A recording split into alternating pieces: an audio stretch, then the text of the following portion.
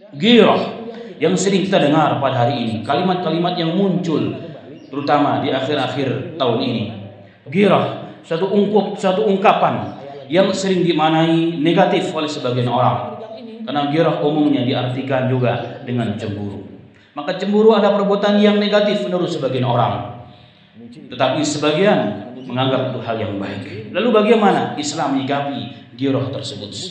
Menurut para ulama, ghirah itu secara makna artinya adalah takhyirul qalb wa hijanul ghadab bi ihsasi bi musyarakati al-ghair fi haqqi al-insan. Perubahan hati dan gejolak kemarahan bi ihsasi bi musyarakati, dengan merasakan adanya orang yang ikut dalam mengambil atau menikmati atau mencintai sesuatu yang harusnya dikhususkan kepada seorang tertentu. Itulah ghirah. Sehingga ghirah dalam Islam secara umum adalah khalqun karimun mahmudun, adalah akhlak yang mulia dan yang sangat baik di sisi Allah Subhanahu wa taala. Dalam hadis yang disahihkan oleh Al-Albani rahmatullah alaihi, Nabi Muhammad sallallahu alaihi wasallam pernah bersabda, "Innal ghira ma yuhibbuhu Allah wa ma yabghadu." Sesungguhnya ghirah itu ada yang dicintai oleh Allah dan ada pula yang dimurkai oleh Allah Subhanahu wa taala. Yang dicintai oleh Allah Subhanahu wa taala adalah apa? Ghirah, perasaan tidak suka, tidak rela jika melihat sesuatu yang harusnya dikhususkan untuk sesuatu kemudian diberikan kepada orang lain. Itu namanya ghirah yang dicintai oleh Allah Subhanahu wa taala. Karena itulah Nabi Muhammad sallallahu alaihi wasallam pernah mengatakan, Bani Adam yang yughar. Bani Adam, anak keturunan Adam, dia punya ghirah juga, punya cemburu juga dalam arti yang ini. Wa ana gharu, dan aku juga cemburu. Walillahi asyaddu ghiratan. Tetapi Allah Ta'ala zat yang maha ghirah, yang maha cemburu, dan kecemburuannya lebih hebat, lebih dahsyat di atas seluruh makhluk-makhluknya. Dalam hadis Sahih Bukhari dan Muslim, Nabi Muhammad SAW mengatakan bahwa innallaha yugharu li 'abdihi. Sesungguhnya Allah Ta'ala akan cemburu, tidak suka kepada seorang hamba. Kapan dia akan murka? Kapan dia akan cemburu pada seorang hamba? Idza ata bi ma'siyatillahi subhanahu wa ta'ala, jika dia melakukan perbuatan dosa, maksiat kepada Allah Ta'ala. Dalam riwayat, idan tahaka ma haramallahu ta'ala, jika dia menerobos melakukan sesuatu yang diharamkan, yang harus dijauhkan oleh seorang manusia, tapi dia lakukan, dia tabrak, maka Allah akan murka dan Allah akan cemburu pada saat itu. Ma'asyiral muslimin, sidang Jumat rahimani wa rahimakumullah. Karena itulah maka Islam menganggap bahwa ghirah dalam arti cemburu merupakan perkara yang mulia. Idan safa wa atada, jika manusia itu insaf dan adil dalam menanggapi sifat ghirah tersebut. Tetapi sesuatu yang berlebihan akan menjadi dosa dan akan menimbulkan malapetaka, terutama jika terkait dengan urusan rumah tangga. Karena itulah Ali bin Abi Thalib radhiyallahu anhu pernah mengatakan, memberikan nasihat kepada manusia, kepada rakyatnya. Ya ayuhan nas, wa ayuhan nas, la tablughu fi ghirah. Janganlah kalian berlebihan dalam ghirah. Fa innahu turma fi ahlikal masyakilah. Karena sesungguhnya akan melemparkan, akan menumbuhkan pada rumah tangga kalian permusuhan dan masalah yang besar. Seseorang yang terlalu berlebihan dalam ghirahnya, dalam arti cemburu, maka dia tidak akan membiarkan kepada pasangannya melakukan sesuatu tanpa sepengetahuannya. Jika bisa, akan dipasang CCTV dimanapun dia berada. Ini namanya ghirah, kecemburuan yang berlebihan. Sehingga apa? Akan menimbulkan prasangka. Pada Allah mengatakan, inna badadana ismun wala tajassasu. Janganlah kalian berprasangka buruk. Karena sesungguhnya prasangka buruk itu sebagian besar adalah dosa. Prasangka buruk yang tanpa diiringi dengan dalil, hanya bimujarad dhon, hanya dengan landasan prasangka tanpa bukti, maka itu sebagian besarnya adalah dosa. Setelah muncul prasangka, maka akan muncul tajassus, akan mencari-cari kesalahan pasangannya ataupun orang lain. Dan ini menimbulkan masalah baru dalam keluarga dan dalam rumah tangga kita. Karena itu, maka ghirah itu jika idan safa, apabila insaf, pertengahan, adil, tidak berlebihan, maka ianya akan menjadi perkara yang mahmud di sisi Allah Subhanahu wa taala.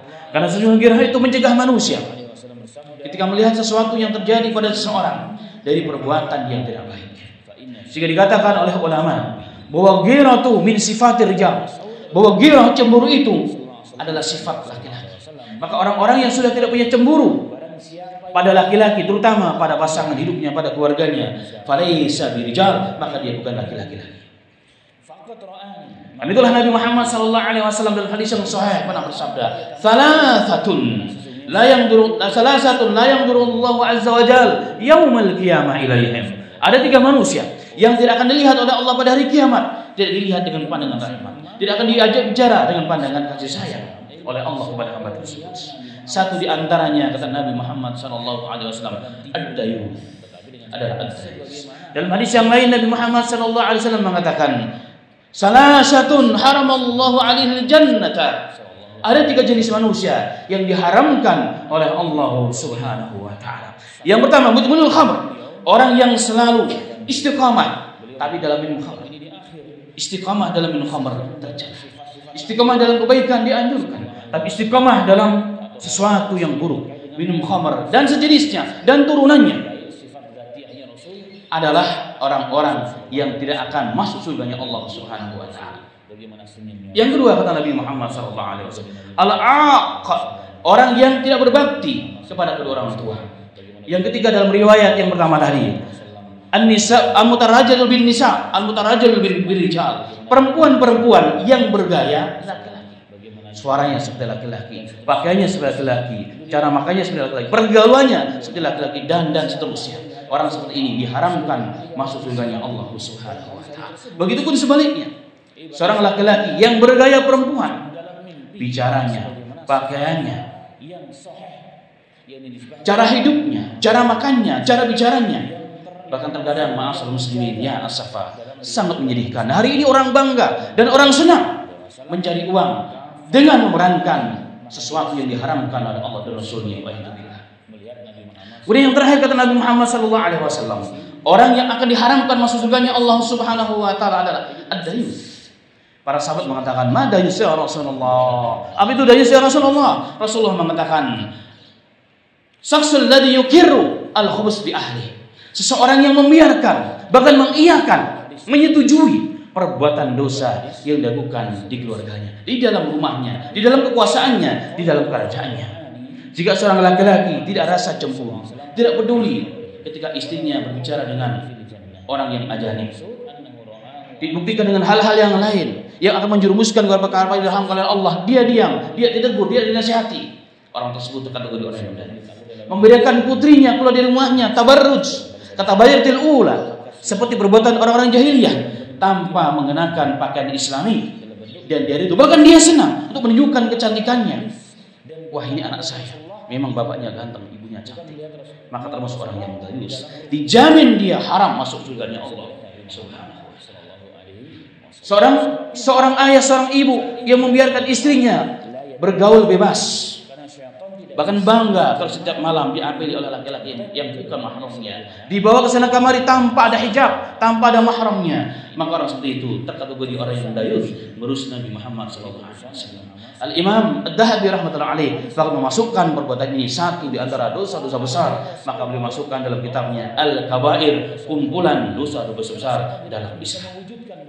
Kembali kepada tema ma'asal muslimin, maka al-ghiratu min sifatir rijal, maka cemburu merupakan satu sifat mutlak bagi seorang laki-laki. Ulama mengatakan, idza dha'ufat ghiratur rijal, apabila laki-laki telah hilang atau semakin melemah kecemburuannya terhadap keluarganya, dha'ufat syanatul mar'ati, maka semakin lemahlah, semakin tipislah, semakin lemahlah penjagaan terhadap kaum wanita. Ma'asal muslimin sidang Jumat rahimani wa rahimakumullah. Kemudian dalam sebuah kitab Ghirah dan tantangan dalam Islam yang dikarang oleh Syekh yang sangat terkenal, Profesor Dr. Abdul Karim Amrullah, yang disebut dengan Buya Hamka. Pada tahun 1954 beliau menulis buku ini. Beliau memaknai di antara makna ghirah selain makna cemburu juga adalah bermakna semangat. Semangat untuk menjaga sesuatu yang harus dijaga, semangat untuk membela kebenaran, semangat untuk membela Islam. Inilah yang terjadi di zaman Hajjaj bin Yusuf. seorang gubernur Irak yang sangat terkenal kekejamannya, bahkan banyak membunuh para sahabat, termasuk cucunya Abu Bakar Siddiq dibunuh, yang ianya merupakan wali di Mekah, Abdullah bin Zubair dibunuh oleh Yusuf bin Hajjaj. Tapi dalam sisi yang lain, dari kacamata yang lain, dia ternyata orang yang sangat peduli dengan kebenaran, peduli dengan wanita. Dalam satu riwayat sampailah berita kepada Hajjaj bin Yusuf bahwa seorang wanita muslimah di India ditangkap, dimasukkan dalam penjara. Maka dia memanggil Hajjaj bin Yusuf, "Wahai Hajjaj, wahai Hajjaj bin Yusuf, tolonglah aku." Maka beliau selagi saja mendengar berita tersebut, maka beliau keluarkan pasukan, keluarkan dana, bahkan sampai 7 juta dinar di zaman itu, demi menyelamatkan seorang perempuan. Karena girahnya, untuk semangatnya untuk menyelamatkan wanita yang memang ditugaskan oleh Allah, kita sebagai pelindung bagi mereka. Dan itulah yang terjadi di zaman Mu'tasim, seorang raja yang sangat terkenal, anak daripada Harun Rashid, raja yang sangat terkenal di Daulah Abbasiyah. Di zaman itu kerajaan Islam ditakuti di mana-mana. Maka dalam satu peristiwa di negara Romawi, dalam hal ini adalah orang-orang Nasara, orang Kristen, di pusat pemerintahannya, ditangkaplah seorang wanita muslimah yang sedang berjalan di pasar, ingin diganggu kehormatannya, ingin disingkapkan auratnya, kemudian dia menolak, kemudian ditangkap, dimasukkan dalam penjara. Dia berteriak, "Wa'tasama, wa'tasama, wa'tasam billah." Dia berteriak dari negara yang sangat jauh di wilayah Romawi. Ternyata teriakannya disampaikan oleh Allah kepada Mu'tasim yang berada di Irak dengan kuasa Allah Subhanahu wa taala. Selagi saja beliau mendengar hal tersebut, beliau sedang beristirahat, beliau sedang makan dan minum keluarganya, dia campakkan makan dan minumnya, kemudian dia menulis surat kepada pimpinan Romawi di zaman itu. Dikatakan, "Bismillahirrahmanirrahim, min Mu'tasim billah ila kalbi Rum." Dengan menyebut nama Allah ya Rahman ya Rahim, dari Mu'tasim billah, rajanya, pemimpin kaum mukminin, kepada anjingnya Romawi. Dia tulis, "Lepaskan perempuan muslimah yang engkau tangkap, yang kau lecehkan. Kalau tidak, ilam taf'al, kalau tidak, akan kuutus satu pasukan yang ujungnya sudah masuk di kotamu dan buntutnya masih berada di negaraku."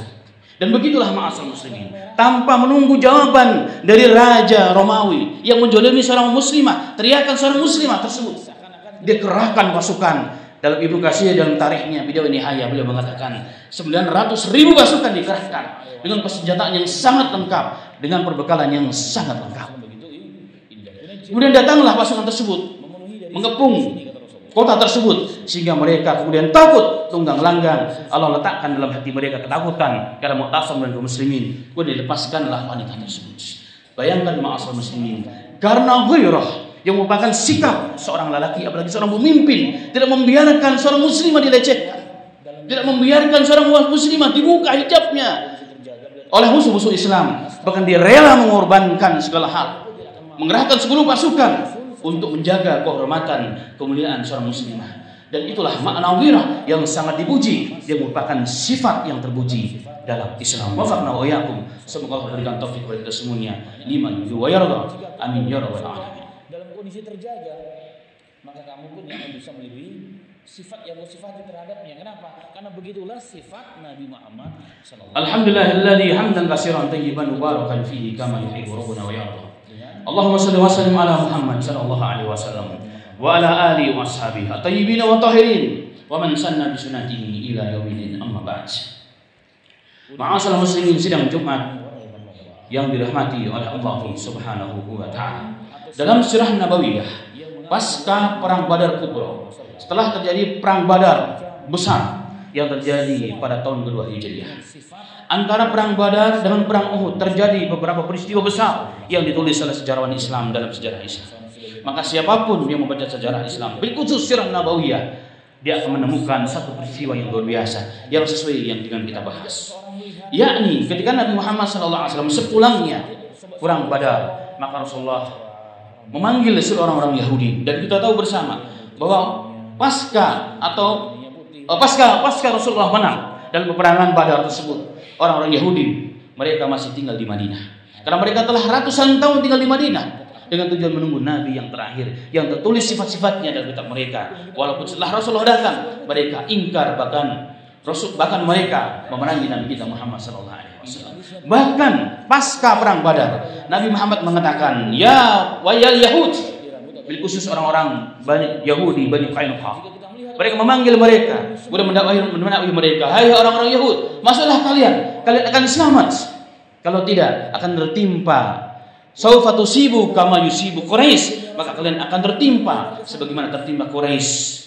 Kekalahan yang luar biasa. Kekalahan yang bukan biasa. Kenapa? Karena Nabi Muhammad SAW perang tanpa dengan peralatan yang cukup, perang tanpa persiapan, jumlahnya pun sangat sedikit, hanya 315, melawan ribuan orang yang penuh dengan senjata yang lengkap, tapi dikalahkan oleh mereka. Sehingga Rasulullah mengatakan, kalau kalian tidak mau masuk Islam, akan tertimpa kepada kalian sebagaimana tertimpa kepada orang Quraisy. Apa kata pembesar-pembesar Yahudi khusus di Bani Qainuqa? Mereka mengatakan, "Ya Muhammad, la taqtarri binafsik." Jangan kau tertipu dengan dirimu sendiri, wahai Muhammad, wahai orang-orang Islam. Mereka orang Quraisy, safi, orang-orang bodoh, orang-orang dungu. Kami orang-orang hebat, kami orang pintar, kami pintar berperang, kami punya perlambatan yang lebih lengkap. Kata Rasulullah, kalau kalian tidak mau beriman, kalian tertimpa kepada kalian sebagaimana menimpa saudara kalian orang-orang Quraisy. Maka beberapa saat setelah itu, ma'asyiral muslimin, terjadilah apa yang terjadi. Turun ayat kepada Nabi Muhammad SAW mengenai kisah dan berita sifat orang-orang Yahudi. Kemudian suatu ketika ada seorang muslimah yang sedang berjalan di pasar Bani Qainuqa, pasar orang-orang Yahudi, untuk satu hajat, sedang bertransaksi dengan seorang ahli perabotan emas, pengrajin emas di zaman itu, yang merupakan orang-orang Yahudi, merupakan salah satu skill yang dimiliki orang Yahudi di zaman itu. Tentunya niqab dengan hijab yang sangat sempurna. Ketika wanita tersebut sedang bertransaksi dengan Yahudi tersebut, datanglah laki-laki lain dari beberapa penjuru yang coba menarik cadarnya, maka dia melawan dan dia berteriak. Dia melawan dan dia berteriak. Dari sisi lain, ternyata si pengrajin toko emas tersebut, dia mengikatkan bajunya, mengikatkan jilbabnya yang panjang, mengikatkan cadarnya di ujung kayu, sehingga ketika dia berdiri, maka terbukalah auratnya, mukanya. Terbuka auratnya. Seorang wanita di zaman itu yang mempunyai keimanan yang sempurna, terbuka saja mukanya, dia berteriak. Dia berteriak ketakutan. Takut Allah menurunkan azab kepadanya. Mendengar dan melihat peristiwa tersebut, di dekat situ tidak jauh ada seorang pemuda Islam yang sangat pemberani. Melihat seorang muslim dilecehkan, ingin dibuka auratnya, maka dia melompat, ditikamlah si Yahudi tersebut, kemudian dia mati. Melihat salah seorang temannya mati, maka beberapa Yahudi pun memukulinya sehingga pun mati. Kemudian tersebarlah berita ini kepada Nabi kita Muhammad SAW.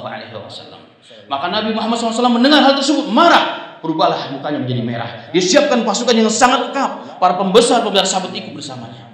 Kirimlah pasukan tersebut untuk mengepung wilayah kekuasaan Bani Qainuqa di pinggiran kota Madinah.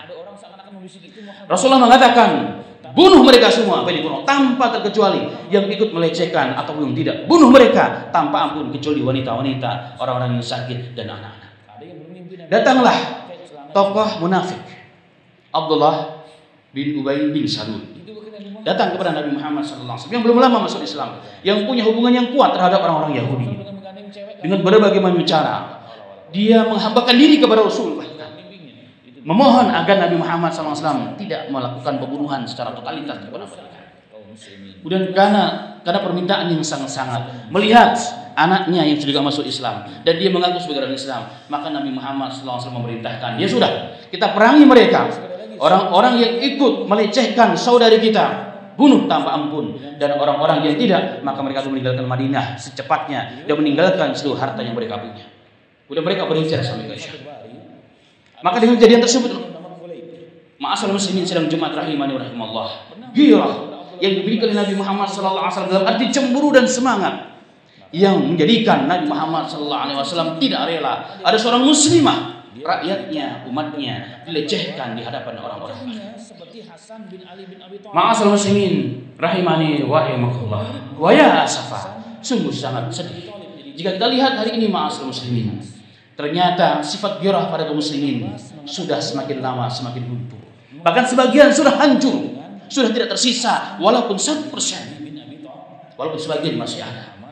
Kita lihat hari ini, ma'asyiral muslimin, bagaimana Islam dilecehkan, Bagaimana keluarga kita melecehkan Islam, tidak mendirikan sholat, meninggalkan perintah Allah, hijab dan seterusnya. Kita senang-senang saja, kita khair saja, tanpa ada peduli, tanpa ada risau, tanpa ada ketakutan kepada Allah Subhanahu wa taala. Yang lebih parah adalah orang-orang non-muslim melecehkan kita. Kita pun menganggap, kenapa kita sibuk-sibuk turun jalan? Kenapa Anda membela Allah bukan Allah Maha Kuasa? Inna lillahi wa inna ilaihi raji'un. La haula wala quwwata illa billah. Perintah membela agama Allah, perintah Allah. Kunu ansarallah, jadi kalian wahai manusia, penolong-penolong agama Allah Subhanahu wa taala. Kenapa muncul keluar dari mulut seorang muslim kalimat seperti itu?